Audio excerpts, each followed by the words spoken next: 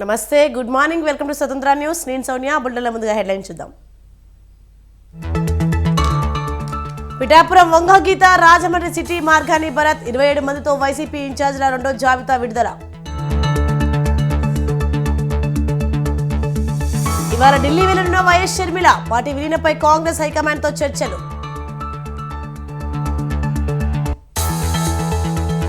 నేటి నుంచి జనంలోకి నారా భువనేశ్వరి. నేడు శ్రీకాకుళం జిల్లాలో నిజం గెలవాలి కార్యక్రమం.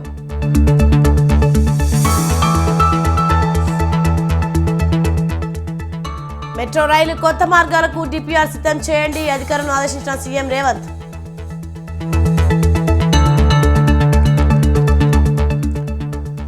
లోక్సభ ఎన్నికలు, నామినేటెడ్ పదవులు. నేడు టీపీసీసీ విస్తృత స్థాయి సమావేశం.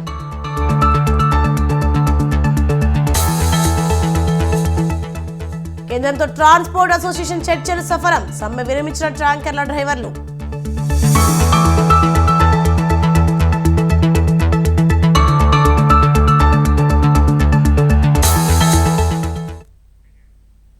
రైటిక్ డీటెయిల్ చూస్తే, అసెంబ్లీ పార్లమెంట్ ఎన్నికల్లో విజయమే లక్ష్యంగా ఇన్ఛార్జీలను మార్పు చేస్తున్న వైసీపీ అధినేత ఆ దిశగా మరో అడుగు వేశారు. ఇన్ఛార్జీల మార్పులో భాగంగా 27 మందితో రెండో విడత జాబితాను విడుదల చేశారు. సామాజిక సమీకరణలో భాగంగా పలువురు సిట్టింగ్లకు స్థానచలనం కల్పించారు వైసీపీ అధినేత వైఎస్ జగన్.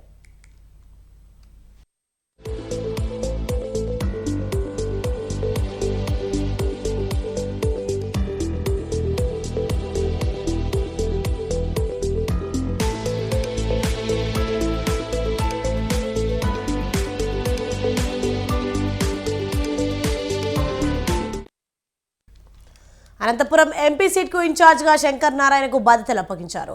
హిందూపురం పార్లమెంట్ స్థానానికి జయశాంతను బాధ్యురాలను చేశారు. అరకు ఎంపీ బాధ్యతలను భాగ్యలక్ష్మికి కట్టబెట్టారు. రాజాం అసెంబ్లీ బాధ్యుడిగా తాలే రాజేశ్వరు నియమించింది వైసీపీ అధిష్టానం. రామచంద్రాపురానికి పిల్లి సూర్యప్రకాష్, పిఠాపురం వంగ గీత, జగ్గంపేట తోట నరసింహం, రాజమండ్రి సిటీ మార్గాన్ని భరత్, రాజమండ్రి రూరల్ చెల్లుబోయిన వేణుగోపాలకృష్ణ, తిరుపతి భూమన, అభినయ్ రెడ్డి, మచిలీపట్నం బాధ్యతలు పేర్ని కృష్ణమూర్తికి అప్పగించారు. సార్వత్రిక ఎన్నికలకు నేపథ్యంలో మా పార్టీ 175 స్థానాలు 150 స్థానాలు గెలవాలనే ఆలోచనతో అదే దిశగా మా పార్టీ అధ్యక్షులు జగన్మోహన్ రెడ్డి గారు మరి ఆలోచన చేసి, పార్టీ నాయకత్వంతో కూడా ఆలోచన చేసి ఇంతకు ముందు 11 స్థానాల్లో మార్పులు చేర్పులు చేయడం జరిగింది. వాటితో పాటు మళ్ళీ ఈ రోజు ఇంకొక 27 స్థానాల్లో కొన్ని కొంత మార్పులు చేర్పులు, కొన్ని కొత్త పేర్లు కూడా మరి చేశాము. అవన్నిటిని కూడా ఇప్పుడు మీ ద్వారా తెలియజేస్తున్నాము. ఎందుకంటే మా ఆలోచన ఒకటే, ఏదైతే గెలుపుకి అవకాశాలు ఉంటాయో, ఎవరైతే ప్రజాసేవలు అంకితమై ఉన్నారో వారిని, అలాగే కొత్త వాళ్ళని తీసుకొచ్చినప్పుడు గెలుపుకి అవకాశం చేయాలనేది, అలాగే పాత వాళ్ళని కూడా వాళ్ళ పార్టీ కార్యక్రమాలకి ఇంకా మిగతా కార్యక్రమాలకి వాళ్ళని కూడా గౌరవించి చేయాలనేది పార్టీ తాలూకు ఆలోచన, ముఖ్యమంత్రి గారి తాలూకు ఆలోచన. అందరూ కూడా ఇవాళ పార్టీ తీసుకున్న నిర్ణయం ఒకటే, మార్పులు చేసిన అందరినీ గెలిపే ధ్యేయంగా, ప్రజాసేవ ధ్యేయంగా ఆలోచన చేసిన నిర్ణయాలు ఇవన్నీ కూడా ఎవరైతే ఇందులో లేని వాళ్ళు ఎవరైతే ఉన్నారో వారిని పార్టీ ఇంకా కార్యక్రమాలకి లేదు, ఇంకా అవసరమైన బోల్డెన్ని పార్టీలో వచ్చే అధికారం అనేది వచ్చిన తర్వాత పార్టీలో బోల్డెన్ అవకాశాలు ఉంటాయి కాబట్టి అవకాశాలకి వాళ్ళందరినీ వినియోగించుకుంటామనే విషయాన్ని కూడా మీ ద్వారా తెలియజేస్తున్నాం. ప్రక్రియ ఎప్పుడు కూడా ఇలాంటి ఎన్నికల సందర్భాలు వచ్చినప్పుడు అటు ఇటు వస్తుంటారు, వెళ్తుంటారు. మా పార్టీ తాలూకు నిర్ణయం మాత్రం ఎవరు వచ్చినప్పటికీ కూడా, ఎవరు చేసినప్పుడు కూడా వారి తాలూకు గుణగణాలు, పార్టీలో ఉన్న వాళ్ళకి ప్రజల్లో ఉన్న ఎలివేషను, దాంతోపాటు మా పార్టీ పట్ల, మా నాయకుడి పట్ల ఉన్న అంకితభావం అన్ని బెరీజులు వేసుకొని నిర్ణయాలు తీసుకుంటాం. పార్టీ తాలూకా నిర్ణయం పార్టీ ఆలోచన చేసి 175 స్థానాలు గెలిపే ధ్యేయంగా పనిచేస్తున్న నేపథ్యంలో వారి సేవలు కూడా వినియోగించుకుంటాము. ఇంకొక రకంగా వారి సేవలు తీసుకుంటాము, వాళ్ళకి కూడా ప్రాముఖ్యత ఇస్తాము. వైఎస్ షర్మిల తమ వైఎస్ఆర్ తెలంగాణ పార్టీని కాంగ్రెస్లో విలీనం చేసేందుకు రంగం సిద్ధమైంది. షర్మిల లోటస్ పాండ్లోని పార్టీ కార్యాలయంలో అత్యవసర భేటీ నిర్వహించి పార్టీ నాయకులు, కార్యకర్తలతో కీలక సమావేశం జరిపారు. పార్టీ విలీనం భవిష్యత్ కార్యాచరణపై ఆమె ఈ సమావేశంలో చర్చించారు. ఈ నెల 4న ఢిల్లీకి రావాలని ఏఐసీసీ అధ్యక్షుడు మల్లికార్జున ఖర్గే నుంచి ఆహ్వానం అందింది. అదే రోజు పార్టీ విలీనం జరుగుతుంది.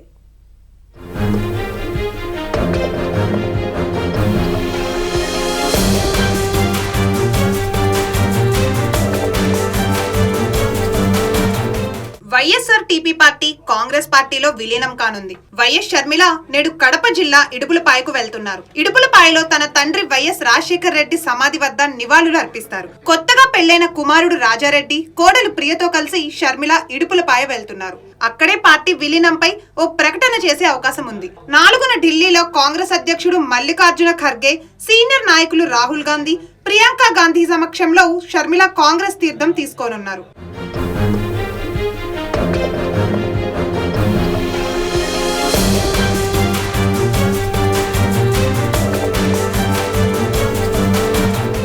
షర్మిల తెలంగాణలో వైఎస్ఆర్ పార్టీ ఏర్పాటు చేసి రాజన్న రాజ్యం తెస్తాము అన్న నినాదంతో పార్టీని ప్రజల్లోకి తీసుకువెళ్లేందుకు ఎంతో కష్టపడ్డారు. తెలంగాణలో పాదయాత్ర చేస్తూ అప్పటి బీఆర్ఎస్ పార్టీకి వ్యతిరేకంగా గొప్ప పోరాటమే చేశారు. పలుసార్లు అరెస్ట్ అయ్యారు. ఒక దశలో ఖమ్మం జిల్లా నుంచి పోటీ చేసేందుకు సిద్ధమయ్యారు. అసెంబ్లీ ఎన్నికలకు ముందే కాంగ్రెస్ పార్టీలో వైఎస్ఆర్టీపీ విలీనంపై చర్చలు జరిగినా ఓ నిర్ణయానికి రాలేకపోయారు. అయినా అసెంబ్లీ ఎన్నికల్లో ప్రభుత్వ వ్యతిరేక ఓటు చీలకుండా ఉండేందుకు కాంగ్రెస్ కు మద్దతుగా వైఎస్ఆర్టీపీ పోటీ నుంచే వైదొలిగింది.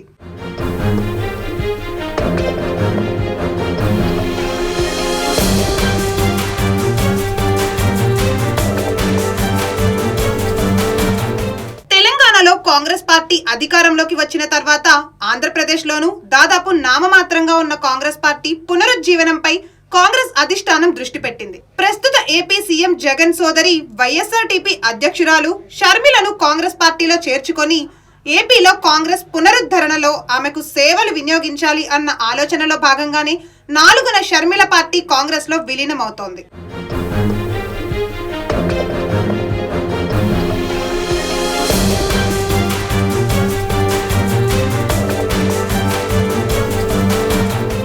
షర్మిల కాంగ్రెస్ పార్టీలో చేరుతున్న విషయాన్ని భేటీ అనంతరం వైఎస్ఆర్టీపీ ముఖ్య నేత తూడి దేవేందర్ రెడ్డి ధృవీకరించారు. కాంగ్రెస్ పార్టీలో ఏ హోదాలో అవసరమైతే ఆ హోదాలో పనిచేసేందుకు షర్మిల అంగీకరించినట్లు తెలిపారు. కాంగ్రెస్ నిర్ణయానికి షర్మిల, తామందరం కూడా కట్టుబడి ఉంటామని స్పష్టం చేశారు. వైఎస్ రాజశేఖర రెడ్డి వారసత్వం గల షర్మిల నాయకత్వం అవసరమని కాంగ్రెస్ భావిస్తున్న నేపథ్యంలో ఆ పార్టీలో షర్మిల తాము చేరుతున్నట్లు తెలిపారు. పార్టీకి ఏ హోదాలో అవసరమైతే ఆ హోదాలో పనిచేయడానికి షర్మిల గారు ముందుకు రావడం జరిగింది. ఆ విషయంలో కాంగ్రెస్ పార్టీ ఏ నిర్ణయం తీసుకున్నా కూడా షర్మిల గారు కట్టుబడి ఉంటామని చెప్పడం జరిగింది. వారితో కూడా వైఎస్ఆర్ తెలంగాణ పార్టీలో ఉన్న మేమందరం కూడా కట్టుబడి ఉంటామని చెప్పాం. జాతీయ స్థాయి పార్టీ, ఈ పార్టీకి ఈ రోజున జాతీయ స్థాయిలో ఇటు తెలుగు రాష్ట్రాల్లో కూడా రాజశేఖర రెడ్డి గారి వారసత్వం కలిగిన వైఎస్ షర్మిల గారి నాయకత్వం అవసరమని కాంగ్రెస్ పార్టీలోని పెద్దలందరూ కూడా భావించడంతో వారు వైఎస్ షర్మిల గారిని కాంగ్రెస్ పార్టీలోకి ఆహ్వానించారు, సాదరంగా ఆహ్వానించారు. దాన్ని పురస్కరించుకొని 4వ తారీఖు నాడు కాంగ్రెస్ పార్టీలో మేమందరం కూడా జాతీయ స్థాయిలో పరిమితం కాబోతున్నారు, భారతదేశ వ్యాప్తంగా పరిమితం కాబోతున్నారు. కాంగ్రెస్ పార్టీ ఏ హోదాలో పనిచేయమన్నా ఆ హోదాలో పనిచేయడానికి వెనుకాడే అవకాశం లేదు. ఏ హోదా అయినా కాంగ్రెస్ పార్టీ మీరు పలానా విషయంలో కాంగ్రెస్ పార్టీకి ప్రజలకు ఉపయోగపడే అవకాశం ఉందంటే ఆ హోదాలో పనిచేయడానికి షర్మిల గారు సానుకూలంగా ఉన్నారు. షర్మిల కాంగ్రెస్ పార్టీలో చేరబోతున్నట్లు గతంలోనే పార్టీ సీనియర్ నాయకుడు వి హనుమంతరావు, ఏపీసీసీ అధ్యక్షుడు గిడుగు రుద్రరాజు కూడా ధృవీకరించారు. పార్టీలో చేరిన తర్వాత షర్మిలకు ఏఐసీసీ పదవి ఇస్తారా లేక ఏపీసీసీ బాధ్యతలు అప్పగిస్తారా అన్న సస్పెన్స్ కొనసాగుతోంది. షర్మిలకు ఏపీ కాంగ్రెస్ బాధ్యతలు అప్పగించాలి అనే రాహుల్ గాంధీ మొగ్గు చూపుతున్నారు. ఆ విధంగా ఏపీ సీఎం జగన్ కు చెక్ పెట్టడంతో పాటు ఏపీ ప్రజల్లో కాంగ్రెస్ పట్ల వైఎస్ రాజశేఖర్ రెడ్డిపై ఉన్న ప్రేమ, ఆదరణలను క్యాష్ చేసుకునే ప్లాన్ లో కాంగ్రెస్ ఉంది.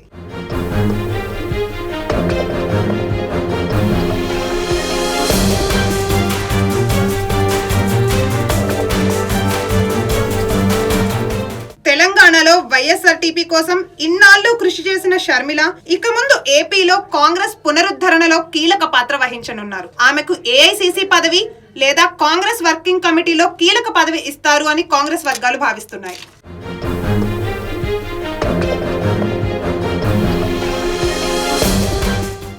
తెలంగాణ ఇన్ఛార్జ్గా నియమితులైన దీపాదాస్ మున్షి తెలంగాణ ముఖ్యమంత్రి రేవంత్ రెడ్డిని కలిశారు. ముఖ్యమంత్రి నివాసంలో వీరిరువురు భేటీ అయ్యారు. మర్యాదపూర్వకంగానే కలిసినట్లు పార్టీ వర్గాలు పేర్కొన్నాయి. అయితే రానున్న సార్వత్రిక ఎన్నికల్లో అనుసరించాల్సిన విధానాలపై చర్చ జరిగినట్లు తెలుస్తోంది. తెలంగాణలో విజయ బావుటా ఎగరవేసిన కాంగ్రెస్ పార్టీ పార్లమెంట్ ఎన్నికల్లోనూ తన సత్తా చాటాలని వ్యూహరచన చేస్తోంది. ఈ మేరకు పీసీసీ విస్తృత స్థాయి సమావేశంలో చర్చ జరగనుంది.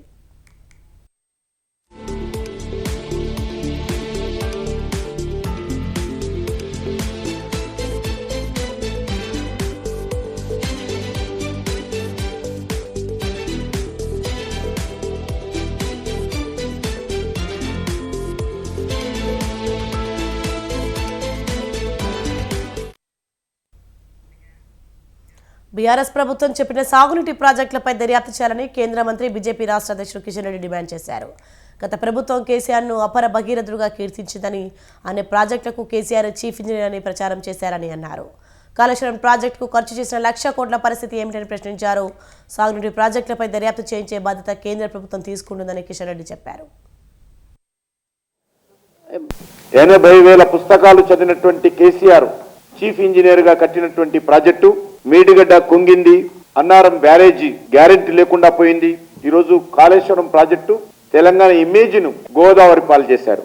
ఒక 20 అంశాలపైన నేషనల్ డ్యామ్ సేఫ్టీ అథారిటీ మరిన్ని వివరాలు కావాలని రాష్ట్ర ప్రభుత్వాన్ని లిఖితపూర్వకంగా అడగడం జరిగింది.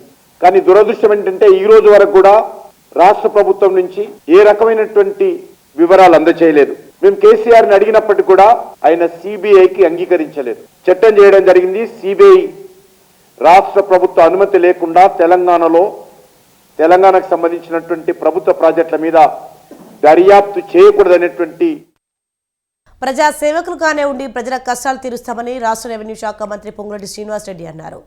పాలేరు నియోజకవర్గంలో ప్రజాపాలన కార్యక్రమంలో పాల్గొన్న ఆయన రాష్ట్రంలో అన్ని గ్రామాల్లో ప్రజాపాలన కార్యక్రమం నడుస్తోందన్నారు. గత ప్రభుత్వం పేదల సమస్యలను విస్మరించిందని మంత్రి తెలిపారు. మాటలు కాదు చేతల్లో చూపించాలనే నిబద్ధతతో పనిచేస్తున్నామని పొంగులేటి స్పష్టం చేశారు. ఇప్పుడే కలెక్టర్ గారిని అడిగాను, ఇప్పటి వరకు ఎన్ని అప్లికేషన్లు వచ్చాయి ఈ జిల్లాలోనే అడిగాను. సుమారు 1,26,6,000 చిలుకు అప్లికేషన్లు వచ్చాయని చెప్పారు.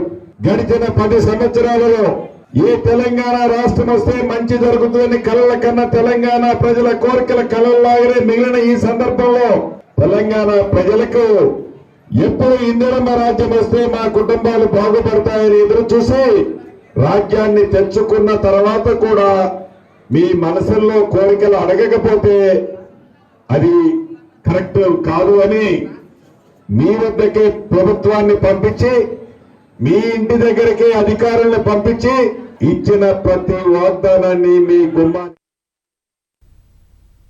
రాయలసీమ సాగునీటి సాధన అధ్యక్షులు బొజ్జా దశరథ రామిరెడ్డికి ఆత్మకూరు మేజిస్ట్రేట్ జనవరి 11 వరకు జ్యుడిషియల్ రిమాండ్ విధించింది. నాన్ బెయిలబుల్ అరెస్ట్ వారెంట్ నెపంతో నంద్యాలలోని ఆయన నివాసంలో కొత్తపల్లి పోలీసులు అదుపులోకి తీసుకున్నారు.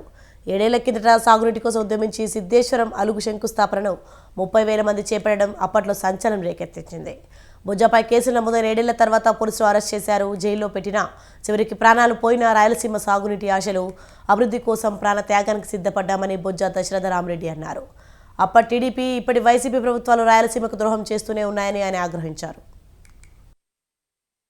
రాయలసీమ ప్రాంతం పట్ల గుప్పెడు తాగునీటి కోసం అనుమతిస్తున్న సందర్భంలో అనేక రకాల అనుమతులు అప్పీళ్లు చేసినా లేదా అనేక రకాల చిన్న చిన్న కార్యక్రమాలు చేసినా వినతి పత్రాలు ఇచ్చినా ప్రభుత్వాలు పట్టించుకున్నప్పుడు మన తాగునీళ్ల కోసం ప్రభుత్వానికి ఒక పెద్ద మెసేజ్ ఇవ్వడం కోసం అని చెప్పి ఎవరికి ప్రజలకు ఎక్కడా ఇబ్బంది లేకుండా రాయలసీమ ప్రజానికం అంతా కూడా ఒక గొప్ప నమ్మకంతో వాళ్ళందరూ కూడా స్వచ్ఛందంగా వాళ్ళ వాహనాల్లో వాళ్ళ నీళ్లు తెచ్చుకొని వాళ్ళ తిండి తెచ్చుకొని అక్కడికి వచ్చిన నేపథ్యంలో సిద్ధేశ్వరం అలుగు శంకుస్థాపన జరిగింది. అయితే భారతదేశ చరిత్రలో ఒక వెనకబడిన సామాజికంగా ఆర్థికంగా ఉద్యమ రూపంలో కూడా వెనకబడిన రాయలసీమ ప్రాంతం నుండి 30,000 మంది జనం ఎందుకు వచ్చారు, వాళ్ళ ఆశల ఆకాంక్షలను తెలుసుకుందాం అని చెప్పి ప్రభుత్వాలు నిర్లక్ష్యం వహిస్తున్న సందర్భం మనకు కనపడింది. గత ప్రభుత్వంలో ముఖ్యమంత్రి గారు ఒక్కరు ఒక అపాయింట్మెంట్ ఇవ్వడానికి ముందుకు రాలేదు. ఈ ముఖ్యమంత్రి గారు కూడా అనేక విజ్ఞాపనలు చేసిన ముందుకు రాని సందర్భంలో మనకు కార్యక్రమాలు చేయకపోగా నీళ్లు ఇవ్వకపోగా ఈ రోజు ప్రభుత్వాలు మనకున్న నీటి హక్కును కూడా ఒక చీకటి చట్టాన్ని అక్టోబర్ 4వ తారీఖున కేంద్ర ప్రభుత్వం తీసుకొస్తే.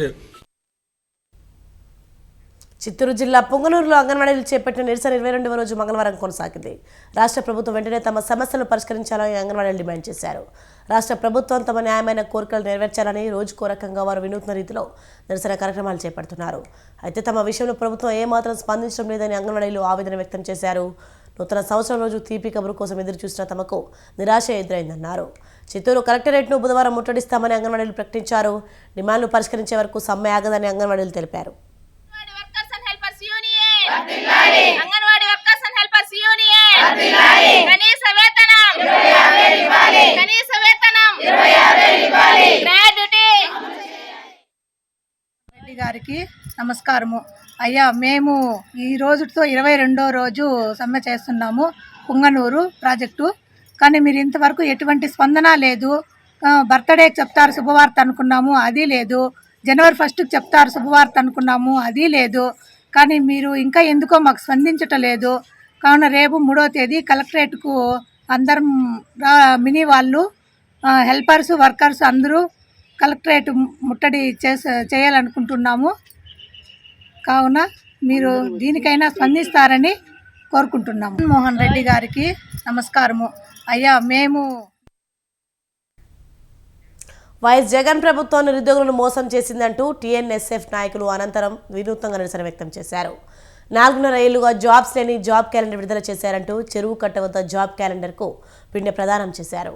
రాష్ట్రంలో లక్షల మంది నిరుద్యోగులను సీఎం జగన్ దారుణంగా మోసం చేశారని టీఎన్ఎస్ఎఫ్ నేతలు ఆగ్రహం వ్యక్తం చేశారు. ఎన్నికలకు ముందు పాదయాత్రలో ప్రతి ఏటా జాబ్ క్యాలెండర్ విడుదల చేస్తామని హామీ ఇచ్చిన జగన్ అధికారంలోకి వచ్చారన్నారు. ఏపీలో సుమారు 2.5 లక్షల ఉద్యోగాలు ఖాళీ ఉన్నా ఒక్క నోటిఫికేషన్ ఇవ్వలేదని నిప్పులు చెరిగారు. ఎన్నికల్లో నిరుద్యోగులే వైసీపీకి బుద్ధి చెప్తారని హెచ్చరించారు.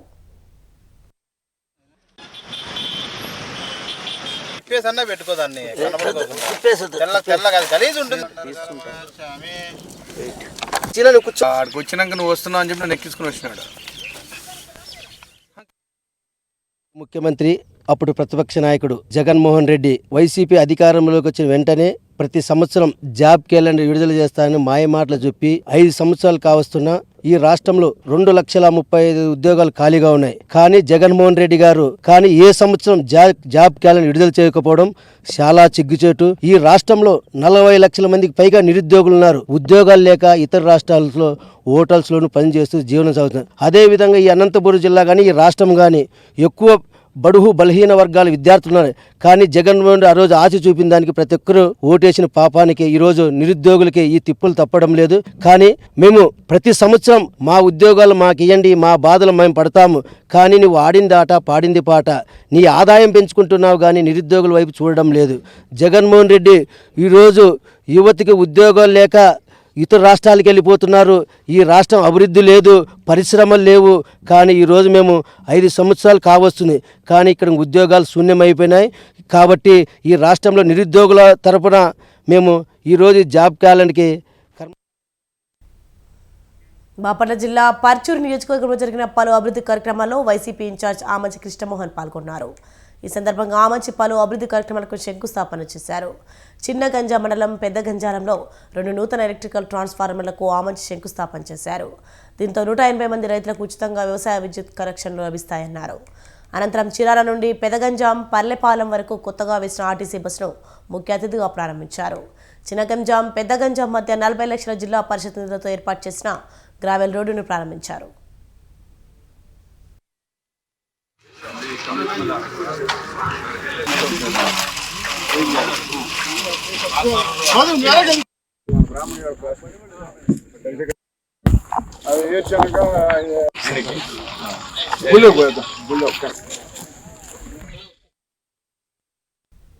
ప్రతి కార్యకర్తకు అండగా ఉంటానని ప్రభుత్వ పాలేరు ఎమ్మెల్యే బీర్లా ఎలయ్య అన్నారు. యాదాద్రి భువనగిరి జిల్లా రాజాపేటలో జరిగిన విజయోత్సవ ర్యాలీలో ఆయన పాల్గొన్నారు. స్వామి వివేకానంద చౌరస్తా నుండి ర్యాలీ నిర్వహించి గాంధీ విగ్రహానికి పూలమాలలు వేశారు. కొత్తగా నిర్మించిన ఎన్కే కన్వెన్షన్ హాల్ని ప్రారంభించారు. రాజాపేట కోట మీద కాంగ్రెస్ జెండా ఎగరవేసేందుకు కృషి చేసిన ప్రతి ఒక్కరికి అండగా ఉంటానని తెలిపారు. ప్రతి గ్రామానికి ప్రతి గడపకు 6 గ్యారెంటీలు చేర్చే దిశగా కాంగ్రెస్ ప్రభుత్వం పనిచేస్తుందని ఐలయ్య అన్నారు.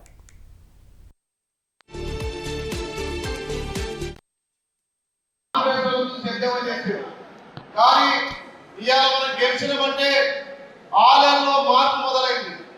ఆ మార్పుతో ఇంత పెద్ద విజయం సాధ్యమైంది. కాబట్టి ఒక్కసారి మార్పు మొదలైతే సీనియర్ జూనియర్ తేడా లేకుండా ఇవాళ 30 వచ్చినటువంటి మీ అందరి కృషితోటి ఇవాళ విజయోత్సవ సభ చేసుకుంటామంటే ఇవాళ మళ్ళా ఇందిరమ్మ రాజ్యం మీ అందరి స్వయా కృషాన్ని వచ్చిందని చెప్పక తప్పదు.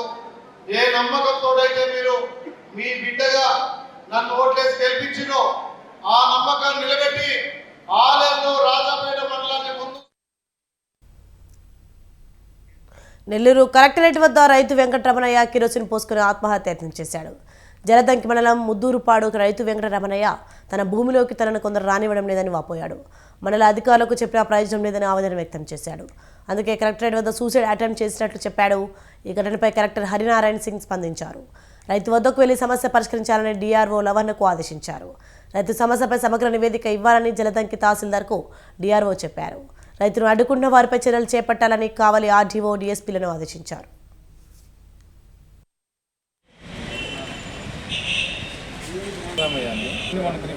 ఎంక్రోచ్ చేశారు సార్. ఎంక్రోచ్ చేసి వీళ్ళని దాంట్లో కానీ ఉన్నాయి సార్, డాక్యుమెంట్స్ అన్నీ ఉన్నాయి సార్, పాస్బుక్ కూడా ఉంది సార్. కనుక్కొని గుంటూరు జిల్లా కొల్లిపర మండలంలో అక్రమంగా ఇసుక తరలిస్తున్న 5 లారీలను సీజ్ చేసినట్లు ఎస్ఐ రవీంద్రరెడ్డి తెలిపారు. కొల్లిపర మండలంలోని కృష్ణానది పరివాహక ప్రాంతంలో సిఐ చలం, కొల్లిపర ఎస్ఐ రవీంద్రరెడ్డిలు ఆకస్మికంగా దాడులు నిర్వహించారు. బొమ్మని వారిపాలెం సమీపంలో దొంగ బిల్లులతో వస్తున్న 4 ఇసుక లారీలను, బిల్లు లేకుండా వస్తున్న 1 లారీని సీజ్ చేశామన్నారు. ఇసుక లారీలను సీజ్ చేయడంతో పాటు లారీల డ్రైవర్లు, యజమానులపై కేసు నమోదు చేసినట్లు ఎస్ఐ తెలిపారు.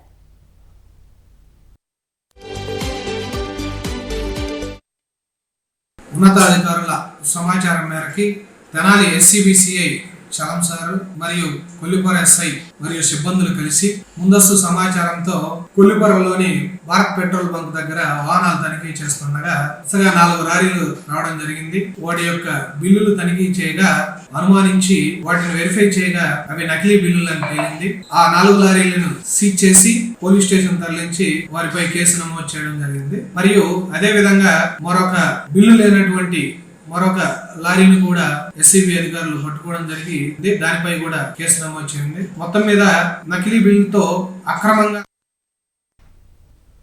సంక్షేమ పథకాల్లో దేశంలోనే ఆంధ్రప్రదేశ్ నెంబర్ 1 స్థానానికి తీసుకువెళ్లిన ఏకైక ముఖ్యమంత్రి వైఎస్ జగన్మోహన్ రెడ్డి అని మంత్రి కారుమూరి అన్నారు.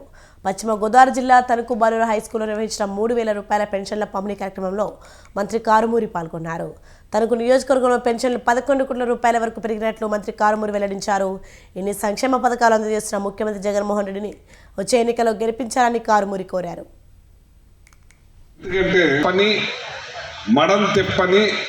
ముఖ్యమంత్రి ఈ భారతదేశంలో ఒకే ఒక్కడు జగన్మోహన్ రెడ్డి గారు అని చెప్పి సందర్భంగా తెలియజేస్తున్నాను.